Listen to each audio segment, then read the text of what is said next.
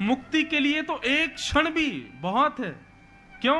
हमारे शास्त्रों में कहा जाता है जीवन भर भले ही पाप किया हो व्यक्ति ने, लेकिन यदि वो अंतिम श्वास लेते समय भगवान नाम गा ले, अंतिम श्वास निकल रही और उसी समय उसके मुख से निकल जाए जगन्नाथ और बस प्राण निकल गए, फिर उसके जीवन के सारे गिले शिकवे माफ हो जाते हैं, वो सीधे वैकुंठ ही जाता है।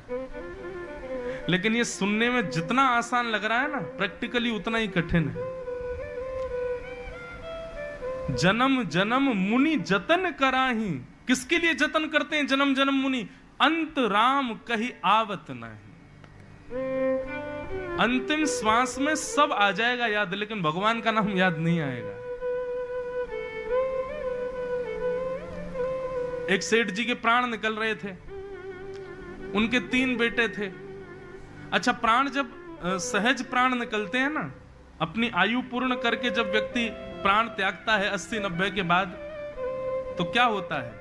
कंठे घुर घुरायते, कंठ में घुर घुर आवाज होती है जब प्राण निकलने वाले होते हैं। उनका कंठ घुर घुर आवाज कर रहा था, तो बेटा बोला, पिताजी पिताजी आप प्राण मत त्यागिए।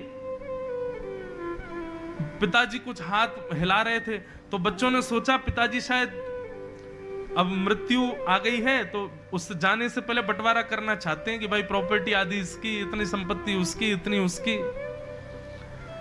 बोलिए पिताजी कितना किसके बट में? अब कंठ से तो गुर्र गुर्र आवाज निकले, तो बच्चे बोले क्या करें पिताजी, स्पष्ट तो बोले ही नहीं पा रहे।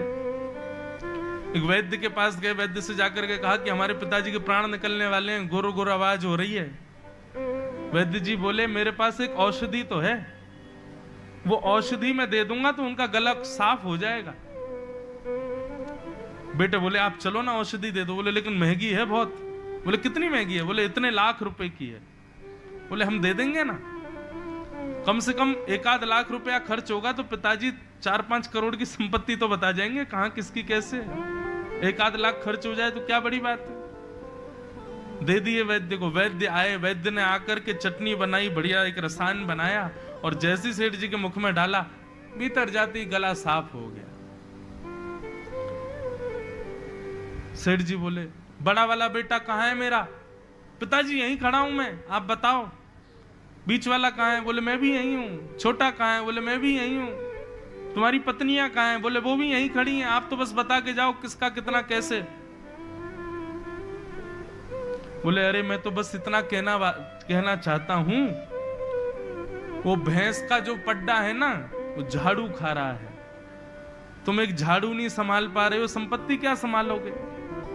और झाड़ू पड्डा झाड़ू पड्डा झाड़ू पड्डा बोलते बोलते प्राण निकल गए। और ये बात जितनी आसान, जितनी हंसी की, जितनी हास्यपद लग रही है ना, उतनी ही सत्य है। व्यक्ति का जब अंतिम क्षण आता है वो विवेक शून्य हो जाता है, और उस समय वो चाह करके भी जगन्नाथ जी को बोल नहीं पाएगा, नाम याद कर नहीं पाएगा।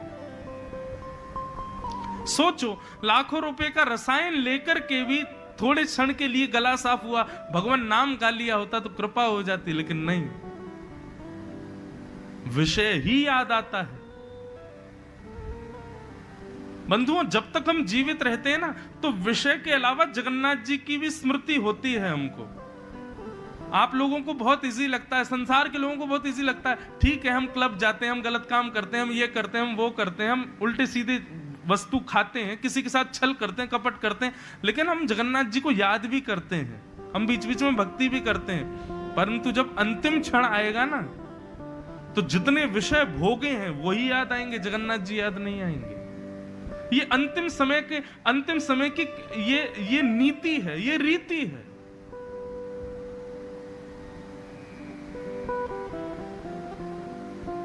इसलिए हमारे यहां कहा गया,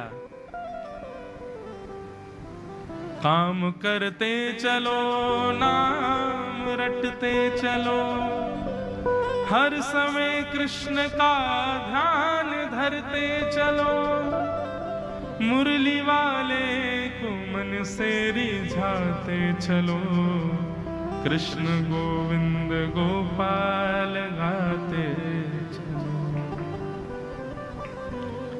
हर क्षण याद करो श्याम सुंदर को, हर क्षण उनकी स्मृति बनी रहे हमारे दिमाग में। चलते फिरते उठते बैठते खाते पीते हर समय ठाकुर जी को याद करो। हम नहीं कहते घर परिवार छोड़ो, भाई छोड़ना नहीं है, हम खुद घर परिवार वाले, पर हर स्थिति में भगवत स्मरण रखो, जगन्नाथ जी को याद रखो, उनकी स्मृति रखो अपने चित्त में बस। उसका प्रभाव क्या होगा?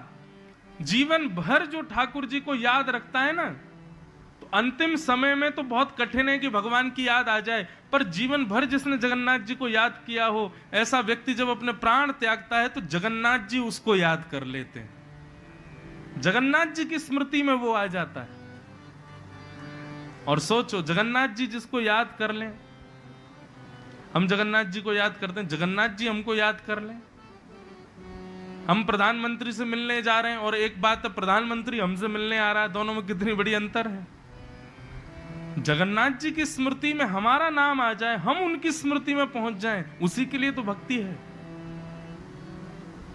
लाखों लोग जाते हैं लेकिन जगन्नाथ जी साल्वेक को याद करते हैं। हजारों लोग श्रीनाथ जी का दर्शन करते हैं लेकिन श्रीनाथ जी सूरदास, कुंभनदास, कृष्णदास इनको याद करते हैं। द्वारिका में लाखों लोगों की भीड़ जाती है पर द्वारिकाधीश के चित्त में तो मीराबाई विराज रही है। हमारे चित्त में भगवान बैठे। भक्ति केवल यहीं तक सीमित नहीं, अपनी भक्ति से आप ठाकुर जी के चित्त में बैठो, ठाकुर जी के चित्त में हम विराज जाएं। मेरा सुमिरन हरि करें मैं पावा विश्राम, मैं हरि का सुमिरन करूं, ये तो प्रारंभिक स्थिति है, लेकिन करते करते करते स्थिति हो जाए मेरा सुमिरन हरि करे मैं पावा विश्राम। और वो कब संभव है? जब जीवन पर्यंत और खास करके बाल्यावस्था से भगवत स्मृति की हो,